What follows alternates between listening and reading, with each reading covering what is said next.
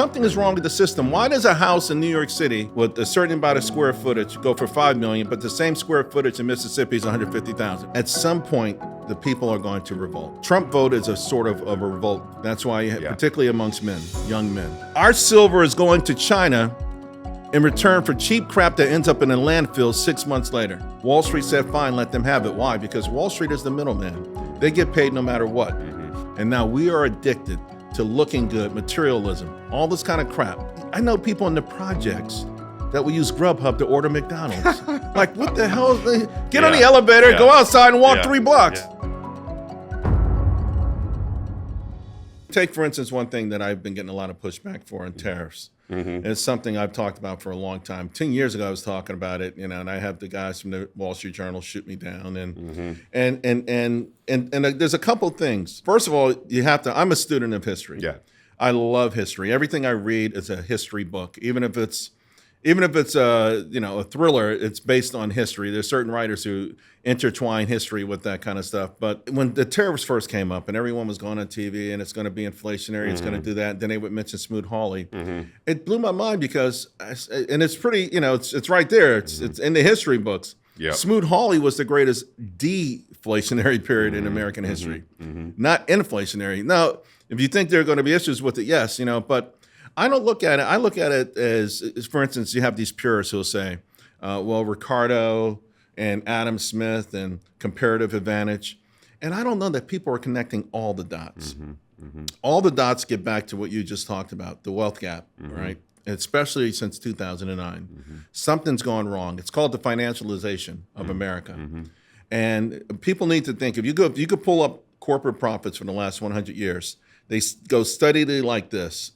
All of a sudden, since 2009, they've gone like this. I mean, when I say parabolic, it's crazy. It's been amazing. Great for the stock market. Amazing for the stock market. Right now, I think S&P operating margins are around 13.5%, and they've been there for a long time. I've got a video of Warren Buffett saying years ago that any company that can do 6% operating margins for maybe 3 or 4 years in a row is lucky. So we've got a brand new standard out there, but this has come at the expense of the average American. And so, and you look at these things, you look at assets and labor and their share of GDP. Labor, if you worked hard, you got most of it, but all of a sudden it's gone this way. And it's dangerous. It's very, very, very dangerous because at some point the people are going to revolt. And, the Trump vote is a sort of a revolt vote. That's why, particularly amongst men, young men, might have normally voted Democrat, young blacks, Hispanics. It's a revolt vote. Something is wrong. They don't know exactly what it is. It's hard to understand it because it is a complicated system. I'm studying it. I don't have all the answers, but we know something is wrong. And so I feel like I got to speak out. And so people say, well, you're not a capitalist. I'm a capitalist. But I also believe in human beings. Right. Something is wrong in this country. And somehow they have gotten everyone to wake up every morning, and their number one mission is to make sure Wall Street gets fed.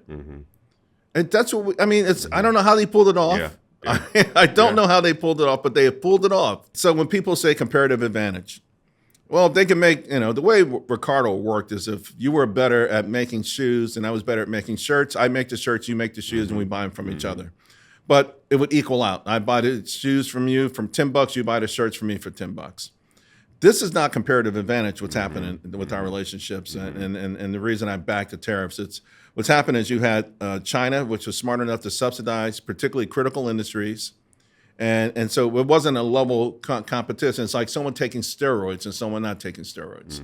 And the country that took the steroids looked like they had better comparative advantage than we did. And so Wall Street said, fine, let them have it. Why? Because Wall Street is the middleman. They get paid no matter what. They get paid, they get paid a fee, right? They make the money, especially those fat corporate profits. In the meantime, we have hollowed out this nation. And so, that's just one area more recently where I've get a lot of pushback from people who are purists.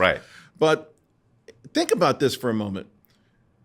And if China, I'm going to go back a little bit because I think it's important for people to understand I have some knowledge of China's history, right? And how China was amazing. They were Right. they were head of the West big time. China and India had once were together 50% of the world's GDP for a long time. Then they started trading. You know, the West showed up, said, we want to trade with you. Initially, the emperor said no, but then they said, okay, fine.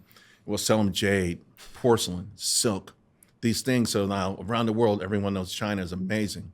That stuff starts to go into Europe. Well, what comes out of Europe? Silver. You got to pay for it. All of a sudden, so much silver came out. Like, you know, they're looking for ways to mine silver. They discover a new world. All right. So now 45 to 50% of all the silver from Peru, from Mexico, ended up in China. So Europe is panicking now. Panicking. You know, a sidebar to that was that the workers there couldn't keep up. And they were dying. And a bishop out in Portugal, Spain, said, hey, you know what, maybe we could replace them with the Africans. And that was to spark the African slave trade.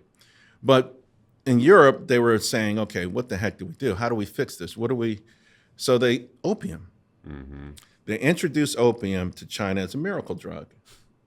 And so opium gets widespread, wide used. And then the British show up, late 1700s, say, you know what, we need you to open 5 ports. And the emperor's like, what are you talking about? Open 5 ports. I'm not opening 5 ports. He said, we're not asking. So they went to war.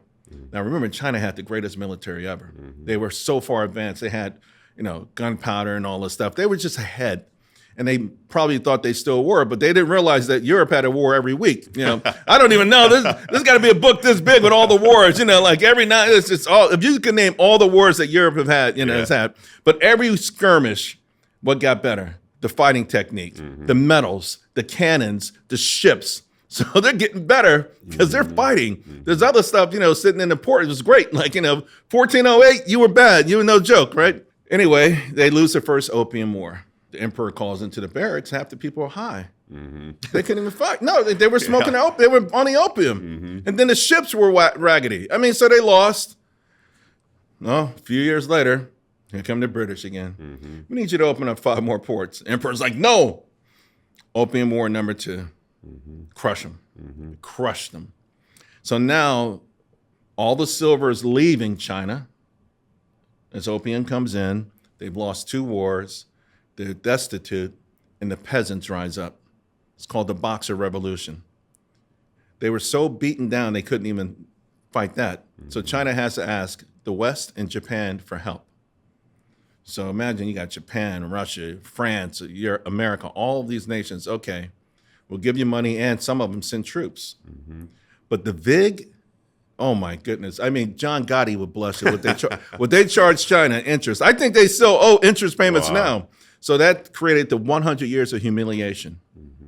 That's what drives China. The irony of all of this, the reason I say this story is it's the exact opposite. The same thing is happening, but to us. And sadly, you know what our opium is? Cheap crap from China. A cheap beach ball from Walmart. That's our opium. We have to go out and buy this stuff. And so guess what? Our silver is going to China in return for cheap crap that ends up in a landfill 6 months later. So people say, well, yeah, but it's cheap, right? And a comparative advantage.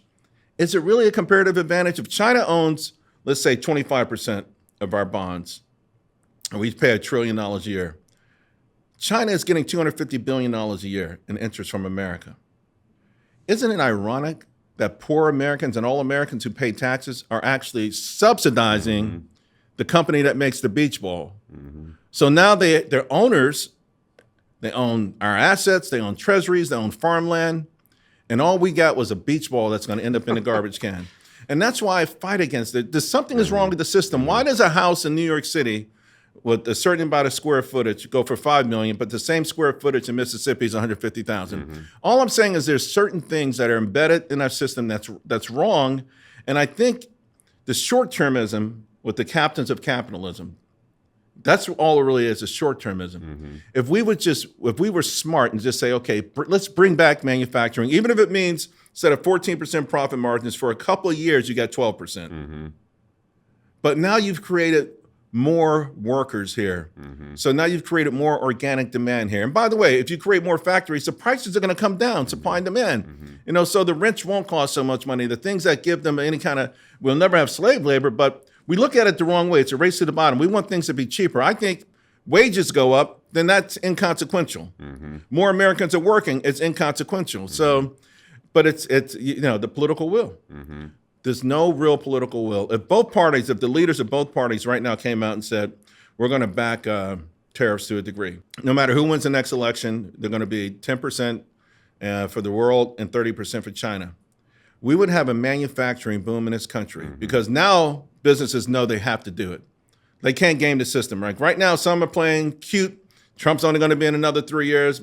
The next person comes in could be a Republican that doesn't want to do this, and certainly a Democrat won't do it. So they can kind of play it off, but bluff their way. But if we ever took this seriously and understood that China went through this already, China knows the blueprint already. It has been used against them. They were the greatest, the most wealthy nation in the world, and they gave all of their wealth away. All of their wealth away because of an addiction.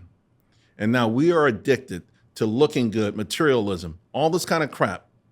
We are, and by the way, during all of it, we've gotten lazier. So when they went to the barracks to get those troops, they were high. Our folks are just lazy. You can do everything, right? I mean, I know people in the projects that will use Grubhub to order McDonald's. Like, what the hell? Get on the elevator, go outside and walk 3 blocks. So we're in a predicament, and I'm seeing it, and I'm screaming, and I'm yelling because it's at some point you can't return from it.